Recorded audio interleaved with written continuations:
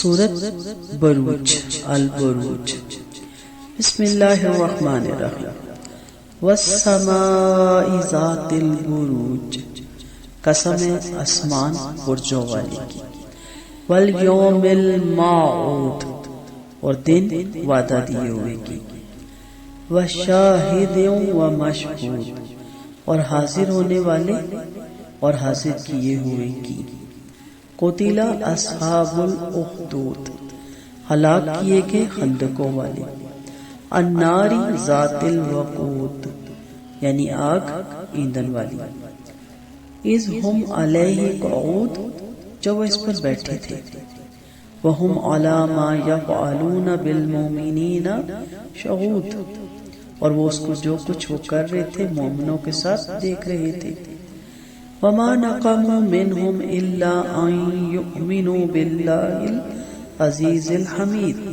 اور نہیں انہوں نے انتقام لیا ان سے مگر اس بات کا کہ وہ ایمان لائے تھے اللہ پر جو بڑا زبردست نہایت قابل تعریف ہے الذی له ملک السماوات والارض اور وہ ذات کے اسی کے لیے ہے بادشاہی آسمانوں اور زمین کی واللہ علی کل شیء شہید اور اللہ ہر چیز پر خوب نگران ہے ان الذین فتنوا المؤمنین والمؤمنات ثم لم یتوبوا فلهم عذاب جہنم ولهم عذاب الحریق بلا شبہ وہ لوگ جنہوں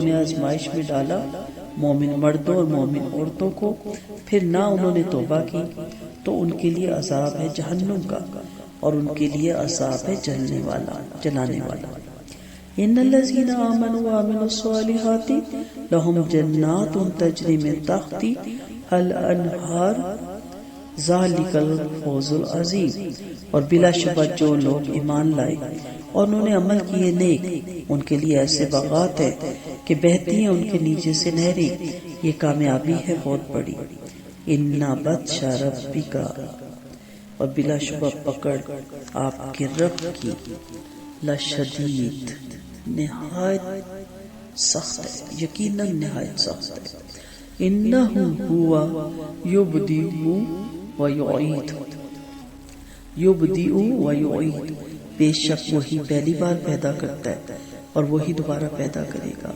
وَهُوَ الْغَفُورُ الْوَدُودُ اور وہی بہت زیادہ بخشنے والا بہت محبت کرنے والا ہے ذو العرش المجید عرش کا مالک اونچی شان والا فاعل لما یرید کر گزرنے والا ہے اسے جو وہ چاہتا ہے هل اتاک حدیث الجنود کیا آئی آپ کے پاس بات لشکروں کی فرعون و ثمود فرعون اور ثمود کی بل الذین کفروا فی تکذیب بلکہ وہ تو لوگ جنہوں نے کفر کیا جھٹلانے میں ہیں واللہ من ورائہم محیط اور اللہ ان کے پیچھے سے گھیرے ہوئے ہیں بل ہوا قرآن مجید بلکہ یہ قرآن ہے اونچی شان والا فی لوح محفوظ لوح محفوظ میں لکھا ہوا سورۃ بروج اس سورت کی پہلی آیت کا لفظ البروج کو اس کا نام قرار دیا گیا یہ سورت مکہ مکرمہ کے اس دور میں نازل ہوئی جب کافروں کو ظلم و ستم پوری شدت کے ساتھ جاری تھا کافروں کا اور وہ مسلمانوں کو سخت سے سخت سزائیں دے کر ایمان سے پھیرنے کی کوشش کر رہے تھے یہ سورت مسلمانوں کو اہل مکہ کی اذیت رسانیوں پر صبر اور استقامت کی تلقین کے لیے نازل ہوئی اس لیے اس میں پہلی امت کے مسلمانوں کو پیش آنے والی شدید ترین آزمائش اور انہیں ستانے والوں کے برے انجام کا تذکرہ کیا گیا تاکہ مسلمانوں کو تسلی ہو اور انہیں یقین ہو جائے کہ جس طرح خندقوں والے مارے گئے اس طرح یہ لوگ بھی مارے جائیں گے جو مسلمانوں کو امتحان میں ڈال رہے ہیں سورۃ البروج مکی ہے اس میں 22 آیتیں 1 رکوع 109 کلمات اور 475 حروف ہیں خندقوں والے برباد ہو گئے اصحاب الاخدود اس سے مراد وہ لوگ ہیں جنہوں نے بڑی بڑی خندقوں میں آگ بھڑکا کر ایمان لانے والوں کو اس میں پھینکا اور خندقوں کے کنارے بیٹھ کر ان کا تماشا دیکھا اسی مناسبت سے انہیں اصحاب الاخدود یعنی خندقوں والے کہا گیا۔ ایمان والوں کو جلتا دیکھ کر ان کے دلوں میں ذرا نرمی پیدا نہیں ہوئی، چنانچہ وہ اللہ تعالیٰ کی لعنت اور عذاب الہی کے مستحق ہو گئے۔ اللہ تعالیٰ نے ان کی ہلاکت اور تباہی اور بربادی پر درجہ ذیل قسمیں کھائیں۔ برجوں والے آسمان کی قسم، روز قیامت کی قسم جس کا مخلوق سے وعدہ کیا گیا، قیامت کی ہولناک مناظر کی اور اس ساری مخلوق کی قسم جو ان مناظر کو دیکھے گی۔ قسموں کی وجہ کیا ہے؟ پہلی چیز اس بات کی گواہی دے رہی ہے کہ جو قادر مطلق ہستی ستاروں اور سیاروں جیسی عظیم الشان مخلوق پر حکمرانی کر رہی ہے، اس کی گرفت سے یہ معمولی انسان بچ کر کہاں جا سکتے ہیں۔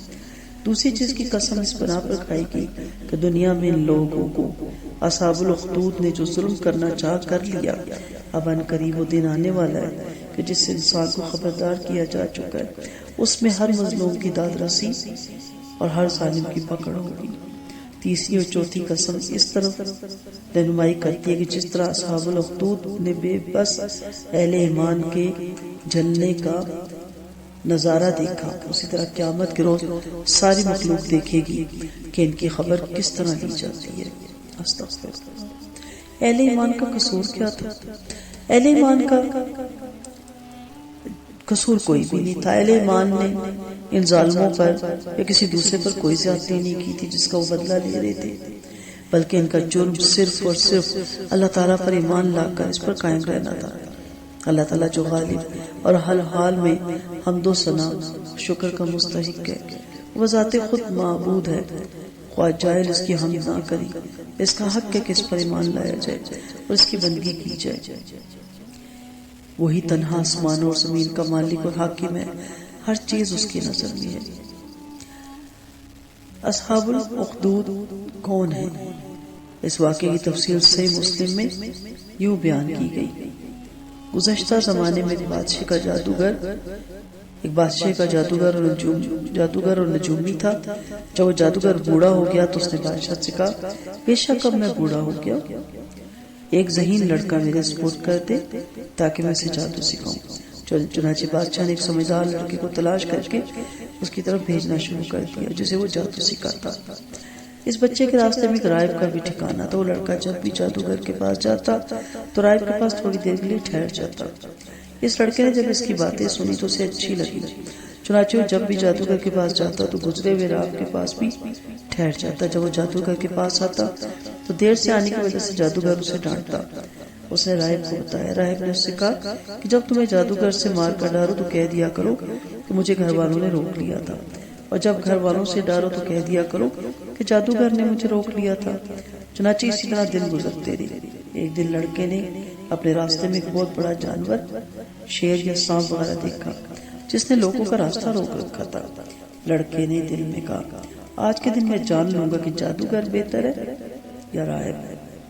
اس نے ایک پتھر پکڑا اور کہا، اے اللہ، اگر راہب کا معاملہ تیرے نزدیک جادوگر کے معاملے سے بہتر ہے اور پسندیدہ ہے تو اس جانور کو اس پتھر کے ذریعے سے مار دے تاکہ راستہ کھل جائے اور لوگ گزر جائیں۔ یہ کہہ کر اس نے پتھر اس جانور کو مارا جس سے وہ ہلاک ہو گیا اور لوگ گزر گئے۔ لڑکا راہب کے پاس آیا اور اسے یہ واقعہ بتایا۔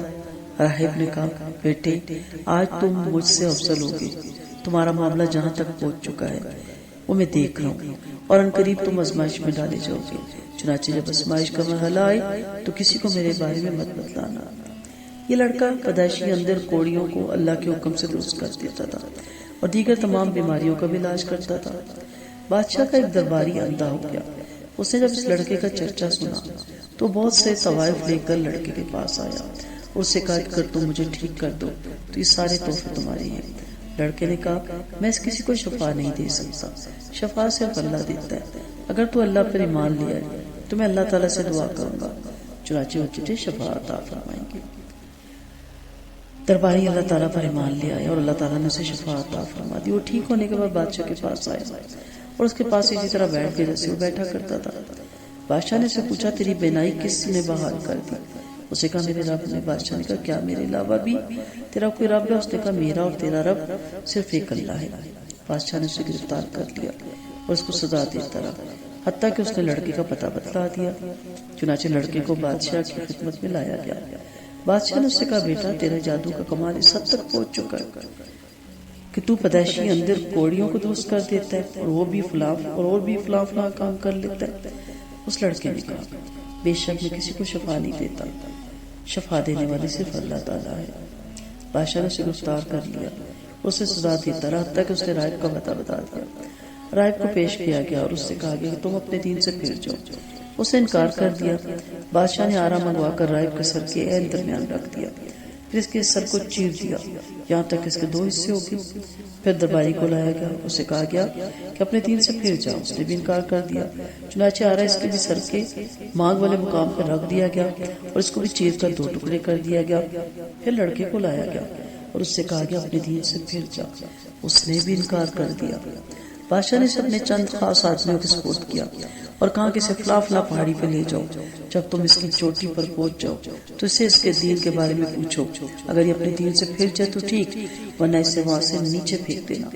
چنانچہ وہ اسے پہاڑ پر لے گئے تو لڑکے نے اللہ سے دعا کی اے اللہ جسے تو چاہے مجھے ان سے بچا لے۔ چنانچہ پہاڑ لرزا جس سے وہ سب گر کر مر گئے اور اللہ تعالیٰ نے اسے بچا لیا۔ لڑکا بادشاہ کے پاس آ پہنچا۔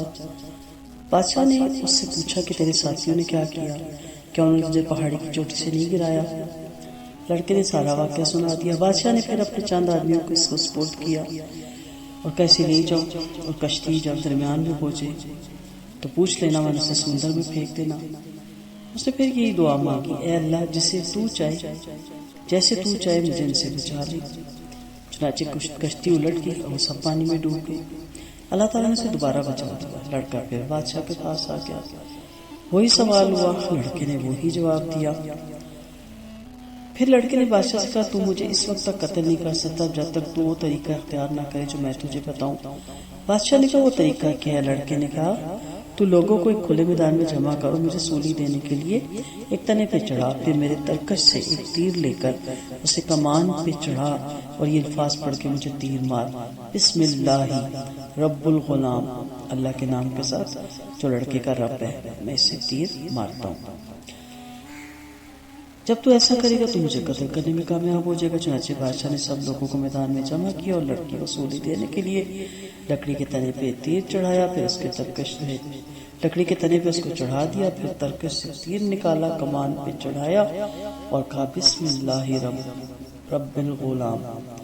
اس کے ساتھ ہی تیر چلا، تیر لڑکے کی کن پٹی پہ لگا اور اس نے اپنا ہاتھ اپنی کن پٹی پہ رکھا اور فوت ہو گیا۔ لوگوں نے جب یہ معاملہ دیکھا تو بے تحاشا پکار اٹھی، ہمیں اس لڑکے کے رب پر ایمان لائے، ہم اس لڑکے کے رب پر ایمان لائے، ہم اس لڑکے کے رب پر ایمان لائے، ہم اس لڑکے کے رب پر ایمان لائے۔ کسی نے بادشاہ سے کہا کہ جس چیز سے تو ڈرتا تھا اللہ کی قسم وہی ہوا، تو تیرا خطرہ سامنے آ گیا، سب لوگ ایمان لے آئے ہیں۔ بادشاہ نے راستوں کے کنارے پہ خندقیں کھدوانے کا حکم دیا، چنانچہ خندقیں کھودی گئی اور ان میں خوب آگ بھڑکائی کی۔ بادشاہ کی طرف سے حکم جاری ہوا کہ جو اس لڑکے کے دین سے نہ پھرے اسے آگ میں دھکیل دو یا اس کو اسے کہو کہ خود ہی آگ میں داخل ہو جائے۔ اس طرح ایماندار آتے رہے اور آگ میں کودتے رہے یہاں تک کہ ایک عورت آئی، اس کے ساتھ اس کا بچہ بھی تھا۔ وہ عورت سے آگ میں گرنے سے ہچکچاتی رہی تو اس کے بچے نے کہا اے ماں صبر کرو، تو یقیناً حق خبر ہے۔ یہ مسلم کی حدیث ہے 3005۔ اس واقعے سے ہمیں کیا سبق ملتا ہے؟ نمبر 1، بنی اسرائیل کے صحیح سند سے ثابت شدہ واقعات بیان کرنا درست ہے۔ نمبر 2، جادو کا اگرچہ وقتی طور پر اثر ظاہر ہوتا ہے لیکن اس کو سیکھنا سکھانا گمراہی بلکہ کفر ہے۔ نمبر 3، دینی علم اور طالب علم کی فضیلت اور مقام اس سے واضح ہوتا ہے۔ اور نمبر 4، اہل حق کا توکل اور اعتماد صرف اللہ پر ہوتا ہے، وہ کسی باطل قوت سے لرزہ نہیں کرتے۔ اور نمبر 5، جب انسان اللہ کے تابع ہو جائے تو سمندر اور پہاڑ اس کے تابع ہو جاتے ہیں۔ اور نمبر 6، دین پر استقامت اختیار کرنے کے نتائج انتہائی خوبصورت ہوتے ہیں۔ اور نمبر 7، انجام کے اعتبار سے ہمیشہ حق کا غلبہ اور باطل مغلوب ہوتا ہے۔ تو اس واقعے میں جو شروع کی آیات ہے اس میں انہی کا ذکر ہے۔ بات صرف دنیا تک محدود نہیں، اہل ایمانداروں اور ان کے دشمنوں کا انجام بیان کرتے ہوئے کہا گیا کہ دنیا میں پیش آنے والے مسائل یہیں پر ختم نہیں ہو جائیں گے، بلکہ ان کے نتائج اگلی زندگی میں بھی پیش آئیں گے۔ حساب اور جزا سزا وہاں بھی ہوگی۔ یہ دنیا عمل کی جگہ ہے، جزا کی جگہ آخرت ہے۔ پھر اللہ تعالیٰ نے عذاب جہنم اور عذاب حریق جلانے والے عذاب کو الگ الگ بیان کیا۔ حالانکہ ایک ہی چیز کے دو نام ہے، لیکن خندق کی مناسبت سے عذاب حریق کا ذکر کیا کہ جن لوگوں نے مومنوں کو خندق پہ جلایا، اس کے لیے آخر میں جلانے والا عذاب ہے جس کے مقابلے میں ان کا جلانے والا عذاب کچھ حیثیت نہیں رکھتا۔ نبی کریم صلی اللہ علیہ وسلم کا فرمان ہے، تمہاری دنیا کی آگ جہنم کی آگ کے 70 حصوں میں سے ایک حصہ ہے۔ صحابہ کرام نے عرض کیا، اللہ کے رسول، انسان کو عذاب دینے کے لیے دنیا کی آگ ہی کافی تھی۔ آپ صلی اللہ علیہ وسلم نے فرمایا، اسے جہنم کی آگ کو اس پر 69 درجے زیادہ فوقیت دی گئی اور اس کا ہر حصہ اس کے برابر گرم ہے۔ صحیح بخاری کی حدیث ہے 3265۔ اسی طرح ایمانداروں کی جزا کو سب سے بڑی کامیابی کہا گیا، کیونکہ آخرت کے مقابلے میں دنیا کی کوئی حیثیت نہیں۔ دنیا عارضی ہے جبکہ آخرت دائمی ہے۔